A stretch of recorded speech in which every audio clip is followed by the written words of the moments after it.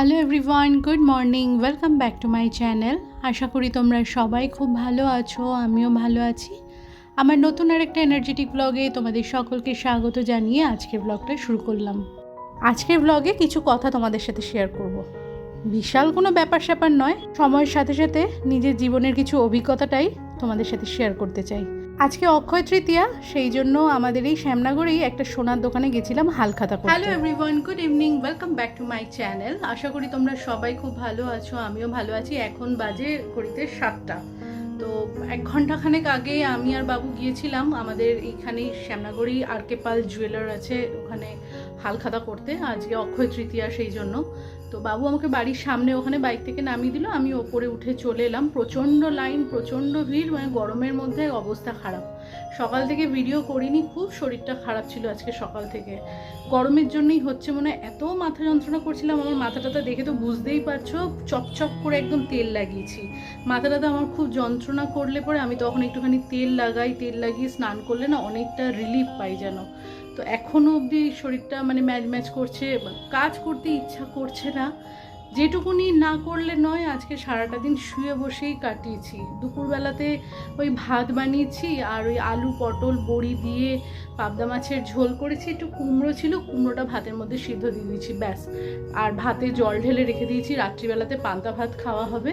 একটু আলু ভাজা করবো রাত্রিবেলা। সকালের কিছু কাজ বাকি রয়েছে, তো সেগুলো এখন যতটা পারি করে নিই, না হলে কালকে সকালবেলাতে আবার খুব তাড়াহুড়ো লেগে যাবে। ওই জন্য রাত্রিবেলাতে আমি চেষ্টা করি কিছুটা কাজ এগিয়ে রাখতে, যাতে পরের দিনকে সকালবেলাতে সমস্যাটা কম হয়।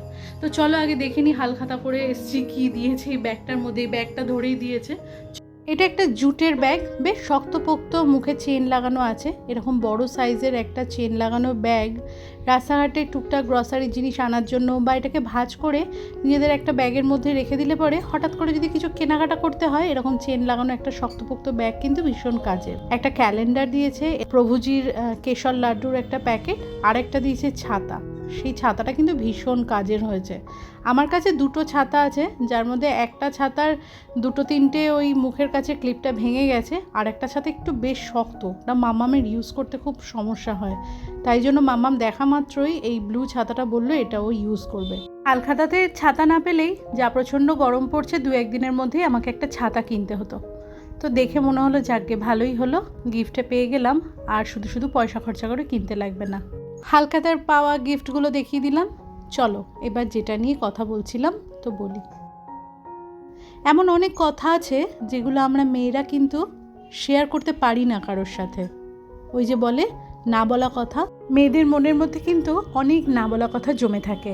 সবার প্রথম যে কথাটা, সেটা হচ্ছে আমরা সব সময় মনে করি যে আমরা তো কিছু আর্ন করতে পারি না, আমরা তো ব্যাস ঘরেই থাকি, ঘরের কাজকর্ম করি, একটা সাধারণ হাউসওয়াইফ। হয়তো এই জিনিসটা কিছুটা ছোটোবেলা থেকে দেখে দেখে শেখা, কারণ আমার মা ঠাকুমাকেও এমন একটা ধারণা নিয়ে বেঁচে থাকতে দেখেছি।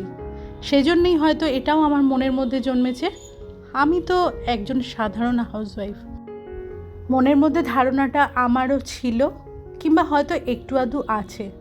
তবে সময়ের সাথে সাথে না, ব্যাপারটা এখন একটু একটু করে হালকা হচ্ছে। কোথাও কখনো গেলে কোনো মানুষজন যদি জিজ্ঞাসা করতো, তুমি কি ওয়ার্কিং, কিছু কি করো, আমি তখন বলতাম না না, আমি ঘরেই থাকি, ঘরের কাজকর্ম করি, আমি একজন হাউসওয়াইফ। সমস্যাটা হচ্ছে আমাদের মানসিকতাতে, আমাদের চিন্তাধারাতে। তখন আমি একটা চিন্তা করলাম, আমি একজন হাউসওয়াইফ এমন কথাটা আমি বলি ঠিকই, তার সাথে সাথে এটাও আমি চিন্তা করি আমি এমনই একজন মানুষ যে পরিবারের সকলের ঘুম থেকে ওঠার আগে ঘুম থেকে উঠি, ঘরের সমস্ত কাজকর্ম একা হাতে সামলাই, কিচেনটা সামলাই, রান্না বান্না, ঘরদোর মোছামুছি, পরিষ্কার করা, ঘরদোর গোছানো, কার কী লাগবে, কার কী প্রয়োজন, ছেলে মেয়েকে দেখা, হাজব্যান্ডকে দেখা। আমি যদি ঘরের কাজগুলো টাইম টু টাইম না করি, তাদের কাজেও কিন্তু কোথাও ব্যাঘাত ঘটবে। কারণ ঘর চালানোটা কিন্তু কোনো ছোট ব্যাপার নয়, এটা একটা বড়সড় দায়িত্ব। আর আমরা প্রত্যেক গৃহিণীরাই কিন্তু যথেষ্ট ভালোবাসার সাথে এই দায়িত্বটা পালন করি। তাই একজন হাউসওয়াইফ কারোর থেকে কোনো দিকে কোনো অংশেই কম যায় না। চলে আসি সেকেন্ড পয়েন্টে, নিজের জন্য একটু সময় বার করো। ওই যে আমি সবসময় বলি মি টাইম, আমরা কিন্তু সারাটা দিন শত ব্যস্ততার মধ্যে থাকি, সংসারের কোলাহল কিন্তু সব সময় আমাদের কানে বাজে। নয় কড়াই খুন্তির আওয়াজ, নয় টিভি চলছে, নয় হাজব্যান্ড ডাকছে, নয় ছেলে মেয়ে ডাকছে, নয় কার এটা লাগবে, কার কি লাগবে।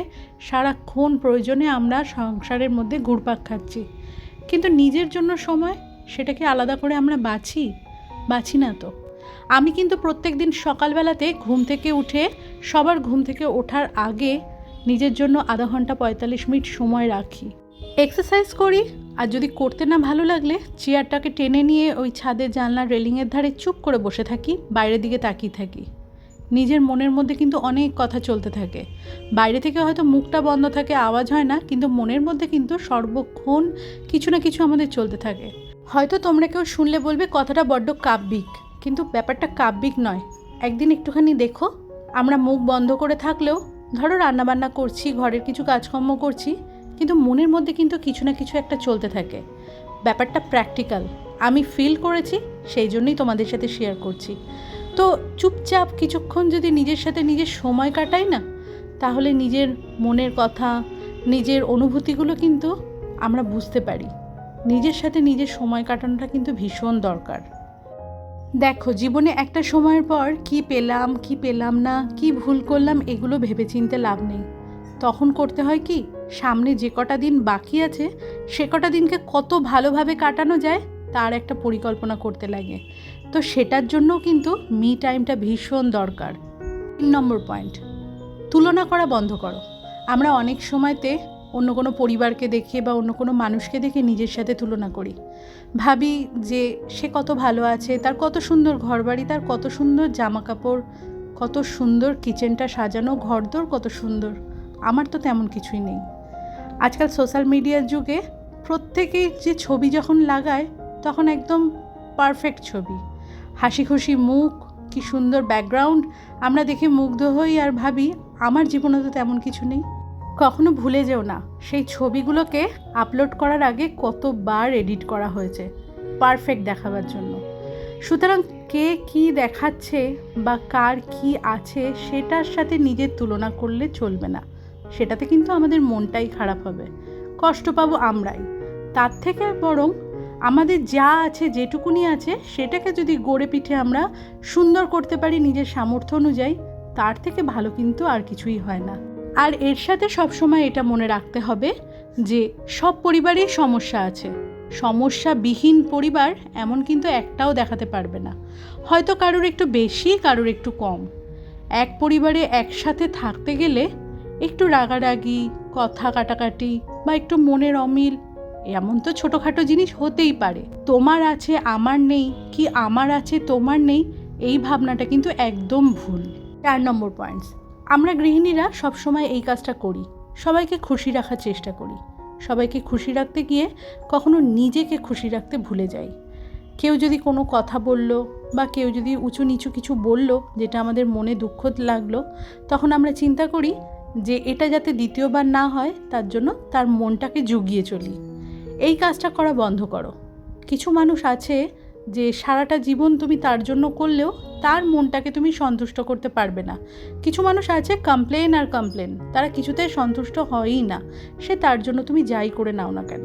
তাই জন্য সব কিছু ছেড়ে নিজেকে ভালো রাখার চেষ্টা করো, নিজে যাতে খুশি থাকবো তেমন কাজটা করো। আর আমি যদি ভালো থাকি তাহলে অটোমেটিক্যালি কিন্তু আমি সবাইকে ভালো রাখতে পারবো। চলে আসছি পরবর্তী পয়েন্টসে। নিজের অস্তিত্বটা খুঁজে বের করো।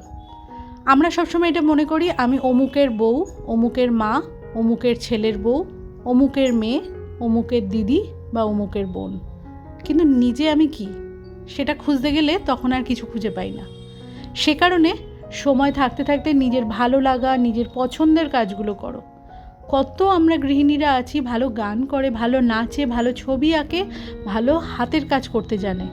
সেই কাজের মাধ্যমে নিজের একটা পরিচয় বের করার চেষ্টা করো। এই আমি নিজের কথাই বলছি, সারাটা জীবন তো সংসার করে এসেছি। পড়াশুনো কমপ্লিট করে বিয়ে হয়ে শ্বশুরবাড়িতে আসার পর থেকে সেই সংসারের হালটা ধরেছি, এখনও চলছে আমার জীবন। তবে এই যে ইউটিউবের এই প্ল্যাটফর্মে এসে এখন যখন আমি কাজ করি, রুমি পাল ব্লগ নামে যে চ্যানেলটা আছে, সেখানে যখন তোমরা সুন্দর সুন্দর কমেন্ট করো, তখন এই সবের মধ্যে থেকে আমি নিজের একটা পরিচয় খুঁজে পাই, নিজের একটা অস্তিত্ব খুঁজে পাই। আমি তোমাদেরকেও সেটা বলছি, নিজে কিছু এমন করো যাতে তার মধ্যে থেকে নিজের একটা অস্তিত্ব তোমরা পেতে পারো। 6 নম্বর পয়েন্টস, আমরা মেয়েরা বিয়ের আগে কিংবা বিয়ের পরে অনেক সময় এমন অনেক কাজ মন চাইলেও করি না, শুধুমাত্র এটা ভেবে যে লোকে কি বলবে, লোক কি ভাববে বা লোকে কি বলবে, এমন চিন্তাধারাটা সব থেকে বেকার চিন্তাধারা। এমন অনেক কাজ অনেক সময় আমরা করি না, এমন অনেক ড্রেস আমরা অনেক সময় পরি না, শুধুমাত্র এইটা চিন্তা করে যে লোকে কি বলবে। একটা সত্যি কথা বলি, লোকে যাদের বলার তারা বলবেই, সে তুমি যত ভালো করেই থাকো না কেন, যত সিম্পলভাবেই থাকো না কেন, যাদের বলার তারা বলবেই। সুতরাং লোকের কথা চিন্তা করে নিজের মনের শখ ইচ্ছাগুলোকে মেরে ফেলো না, নিজের মনের ইচ্ছাটাকে পূরণ করো, যাতে এই আফসোসটা কোনোদিনও না হয় যে সবার কথা চিন্তা করে নিজের মনের শখগুলো অপূর্ণই রয়ে গেল। 7 নম্বর পয়েন্টস, আমাদের মেয়েদেরকে কিন্তু জীবনের নানা পর্যায়ে গিয়ে নানা রকমের কথা শুনতে লাগে, সেটা বিয়ের পরে শ্বশুরবাড়িতে এসে হোক কিংবা বিয়ের আগে বাপের বাড়িতে থাকাকালীন পরিবারের আরও দূর সম্পর্কের যে সকল আত্মীয় স্বজন আছে তারা কিন্তু বিভিন্ন রকমভাবে কথা শোনায়। ওই টোন্ট করা যাকে বলে, তারা হয়তো সেটা করে সুখ পায়। তো এমন মানুষের অভাব কিন্তু দুনিয়াতে নেই, প্রচুর আছে এরকম মানুষ। সেই জন্য কজনের মুখ তুমি বন্ধ করবে? তার থেকে এটাই ভালো নয় কি তাদের কথা ভুলে গিয়ে তাদেরকে ক্ষমা করে দিয়ে নিজের মনটাকে হালকা করা? কাজটা কিন্তু ভীষণ কঠিন, কিন্তু করলে পরে নিজের জন্যই ভালো হবে, মনটা অনেক হালকা হবে।